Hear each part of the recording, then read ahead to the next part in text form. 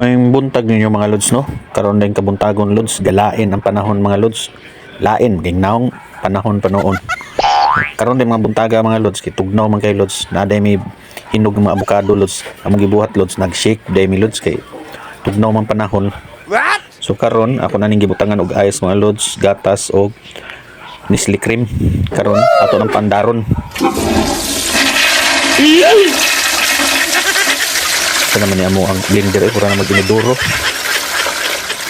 Pandaron nato ni mga lods, nya pagkahuman lods, i-transfer na nato sila sa baso mga lods kay murag lami na jud kay imnon mga lods ba.